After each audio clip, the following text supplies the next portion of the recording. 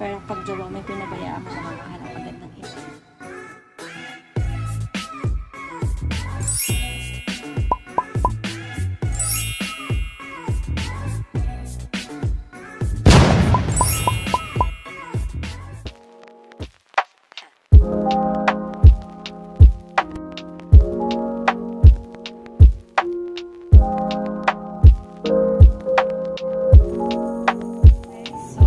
For today, magluluto tayo ng ginataang suso.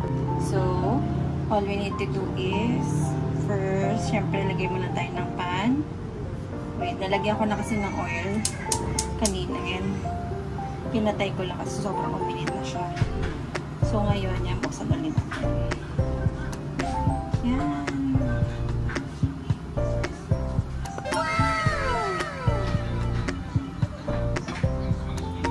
Antayin natin siya uminit. Kapag uminit na siya, guys, pwede na natin ilagay ang sibuyas. Ilagay yan for sure. Then, hinaan natin ang pagkakas para hindi na sukay. Then, haluin.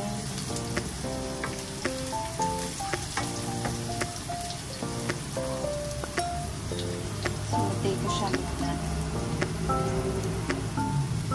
Then, pag medyo okay na, i-next na natin ang garlic. Para mahabol na yung pagkaluto. Inuna natin onion. Then, haluin ulit natin. Nilakasan ko yung apoy para makahabol yung garlic sa onion. Kasi, diba, matubig kasi yung onion. So, baka mahirapang maluto yung garlic natin. Kaya nilakasan ko yung apoy.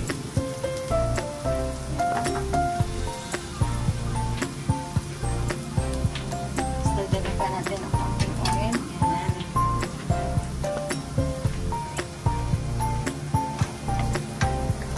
Antayin lang natin, guys, paluto yung garlic ng konti. Kasi masarap yung medyo brown.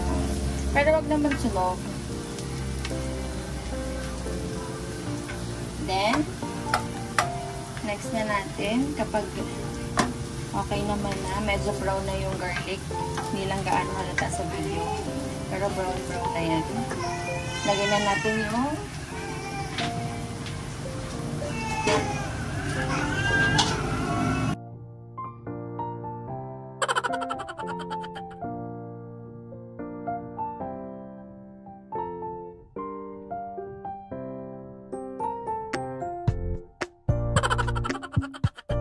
then, pag nalagay na yung suso, pwede lang siyang haluin.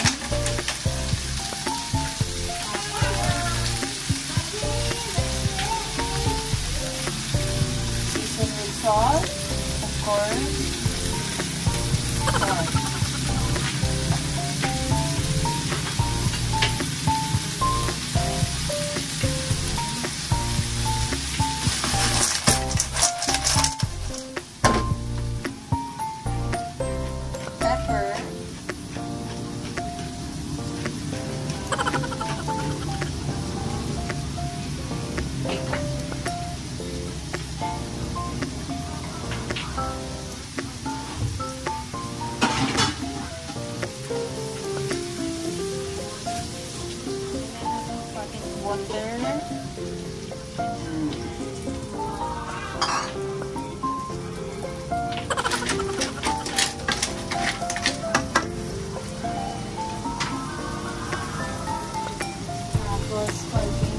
Salt.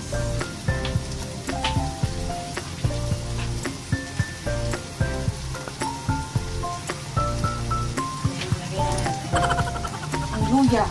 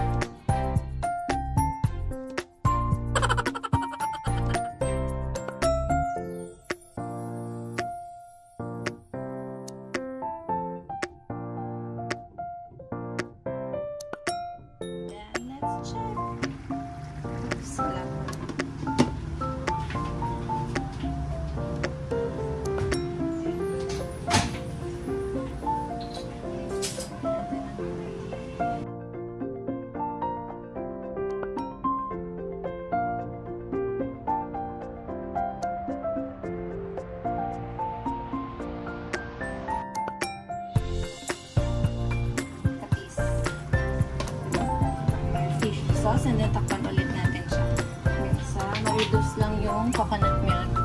Masarap kasi yung nagmamantika siya, guys. So, ang technique para sa ganong resulta is hayaan mo lang siya. Low heat, tapos pabayaan mo lang siya. Pabayaan mo lang siya. Kasi buti ito kahit pabayaan mo lang mangyayari. Pero pag jowa mo pinabayaan mo, makakahanap agad ng iba yan. Maniwala kayo sa akin. Proven and tested ko yan, mga gashi. Tapos pag pinabayaan mo, maglolo ko yan. Ito, kahit pabayaan mo ito niluluto natin dito, dyan lang yan, hindi yan naalis. Kahit balikan mo yung bukas, andyan pa rin yan. Pero pag ang jowa mo, iniwan mo lang saglit. May kasama na agad. Kaya, wala. So, kaya, hindi ako yun. Hindi based on my experience yun, based on their experience. Ganun. So, hayaan muna natin siya. Balikan natin siya kapag medyo na-reduce na yung coconut milk. Okay? Yes. A shortcut. Reduce. Yan. Para ma-evaporate siya.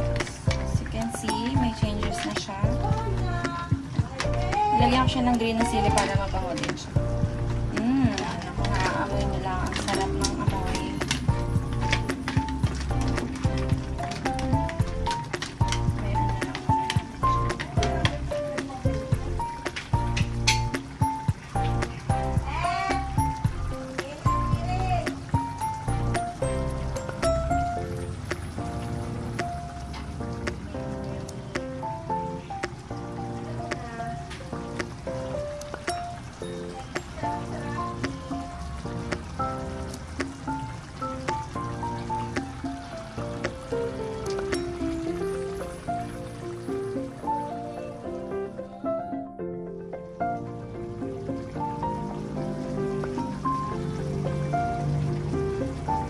Malapit na siya, guys.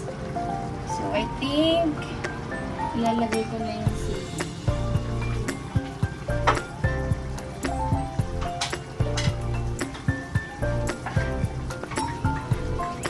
Nag-chop ako ng 2 pirasong siling labuyo para medyo may kick naman ang ating ginitaang suso.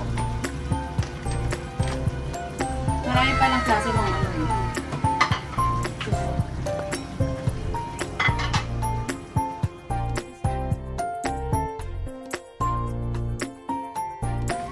Sarap ako magluto.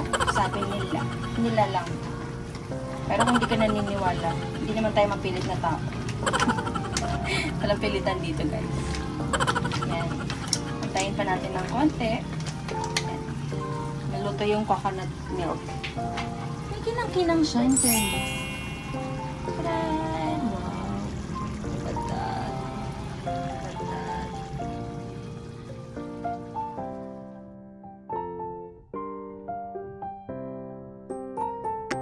Bilis lang yan kung may hintay nyo ngayon mga tao hindi kayo bilis. As you can see, guys, naghihiwalay na yung hiwalay na coconut oil. Kakaroon siya ng coconut oil. That means ito na yung ating gata. Pero konti pa kasi gusto ko litaw na litaw talaga siya. Yes, nagmamantika. So yan, sarap. Ayan na nga, kapag hiwalay na natin yung dapat paghiwalayin, joke lang. Medyo magmamantika na siya, which is good.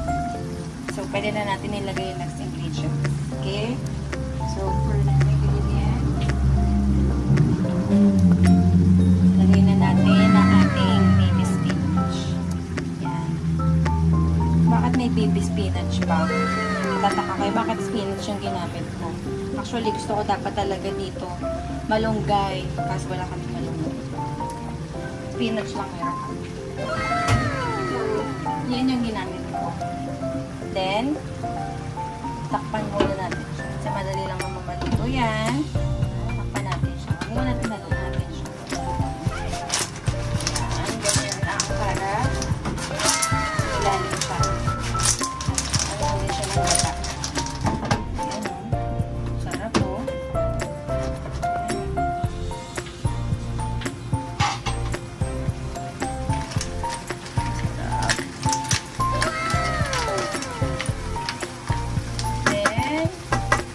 Ilagay na natin ating onion leeks. Gusto ko may onion leeks kasi pampalagdag siya ng sarap, ng lasa. And then mabango. Sa bahay namin guys, maraming onion leeks. Kasi lagi kami merong chiller. Yan. So,